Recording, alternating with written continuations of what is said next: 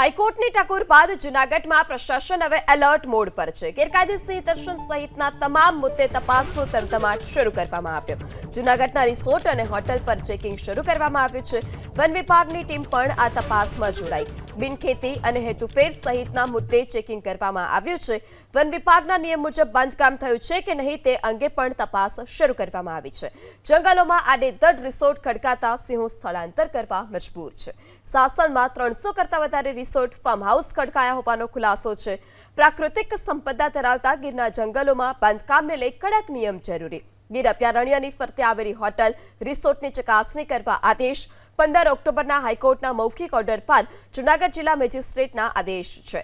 વિસ્તારમાં થતી પ્રવૃત્તિઓનો 10 સપ્ટેમ્બર પહેલા રિપોર્ટ રજૂ કરવા આદેશ। મંજૂરીવાળા મંજૂરી વગરના હોટલ રિસોર્ટનો રિપોર્ટ તૈયાર કરવા આદેશ છે। નિયમોનો ભંગ કરી ચાલતી પ્રવૃત્તિ સામે પણ કડક પગલાં લેવા આદેશ કરવામાં આવ્યો।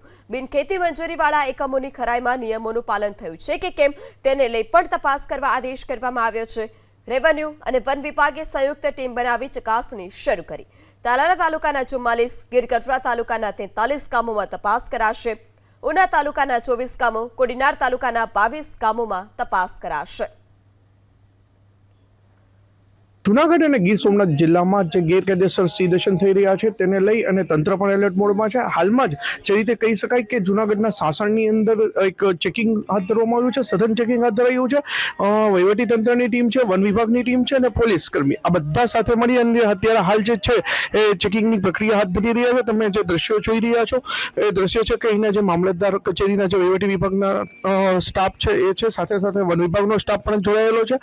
મહત્વનું એ છે કે જે રીતે ચેકિંગની અંદર મહત્વના જે પરિબળો જે કહીએ તો ખાસ કરીને હેતુફેર કરાયો છે કે કેમ અને જે હેતુ માટે જમીન છે એ જ ઉપયોગ થઈ રહ્યો છે કે કેમ એ પણ જોવામાં આવી રહ્યું છે। ખાસ રેવન્યુ વિભાગની જે જમીન છે તે બિનખેતી કરાયેલ છે કે કેમ એ પણ અત્યારે ચેકિંગની પ્રક્રિયામાં હાથ ધરવામાં આવ્યું છે અને ખાસ વન વિભાગના જે ક્રાઇટેરિયા પ્રમાણે બાંધકામ છે કે કેમ એ પણ જોવામાં આવી રહ્યું છે। અને આ તમામ પ્રક્રિયાને હાલ જે અહીંના સંચાલકો છે, રિસોર્ટના સંચાલકો એ કેવો રિસ્પોન્સ આપે છે આપણે એમને મળશું અને પૂછશું। સર, આપનું નામ શું છે?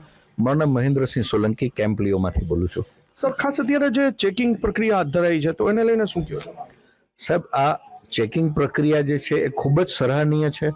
અમે એની ખૂબ ફેવર કરીએ છીએ। લીગલ, ઇલીગલ કે જે કંઈ પણ ચેકિંગ થતું એની અંદર મહત્વની વસ્તુ એ છે કે વન્ય પ્રાણીઓ હિજરત થવા માટે જે કંઈ પણ કાર્યવાહી થઈ છે એના ઉપર ધ્યાન આપવું જોઈએ કે આપણે સિંહના દર્શન માટેનું જો આ કામ કરતા હોય તો એમાં લીગલ, ઇલીગલ કે આ બાંધકામો જે પ્રમાણે થાય છે જો એનાથી સિંહની હિજરત થતી હોય તો એ કઈ રીતે આપણે એમાં ધ્યાન આપી શકીએ કે ન થાય એ મહત્વની વસ્તુ છે। એટલે ચેકિંગનો પૂરો ઉદ્દેશ એ હોવો જોઈએ કે વન્ય પ્રાણીઓને કે નેચર ડિસ્ટર્બ ન થવું જોઈએ।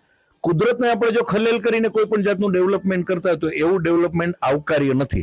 આ મહત્વનો ઉદ્દેશ રાખીને જો આપણે કોઈ પણ જાતનું ચેકિંગ કરશું અને જે એને પગલાં લેશું આપણે એ ખૂબ જ વેલકમ છે, ખૂબ જ સરાહનીય છે અને અમે આવકાર કરીએ છીએ આ બાબતનો। ખાસ મારો સવાલ એ છે કે આ જે ચેકિંગ પ્રક્રિયા છે એનાથી કઈ રીતની આગળની કેવી ઇમેજ રહેશે અને શું રહેશે? સાહેબ, ચેકિંગ પ્રક્રિયા તો થવાની જ છે પણ એના પાછળ કે એના આગળથી ઉદ્દેશો શું છે કે એના પાછળ એક્શન શું લેવાશે, કોર્ટ શું ધ્યાનમાં લેશે, સ્થાનિક લોકો શું ધ્યાનમાં લેશે કે આપણું સરકારી તંત્ર શું એક્શન લેશે એના ઉપર આધાર ચાલે છે। હજુ તો આપણે ખાલી આ નિર્ણયો ઉપર આવ્યા પણ નથી, આ તો માત્ર ચેકિંગ ચાલે। આનાથી શું નિષ્કર્ષ આવશે એના ઉપર આધારિત છે કે આપણા ખરેખર સહી વેગમાં કે સહી દિશામાં જઈ રહ્યા છે કે નહીં। તો જે રીતે વાત કરવામાં આવી કે હાલ તો ચેકિંગ પ્રક્રિયા હાથ ધરાઈ છે, પરંતુ જે રીતના જોઈએ કે આ ચેકિંગ બાદ કેવું પરિણામ આવે છે, આગામી સરકાર દ્વારા કેવા પગલાં લેવામાં આવે છે, વહીવટી તંત્ર કેટલું એલર્ટ રહી છે, સાથે સાથે ફોરેસ્ટ વિભાગ પણ કઈ રીતની ભૂમિકા ભજવે છે એ આગામી દિવસમાં જ ખબર પડે। સાગર નિર્મલ, એબીપી અસ્મિતા, જૂનાગઢ।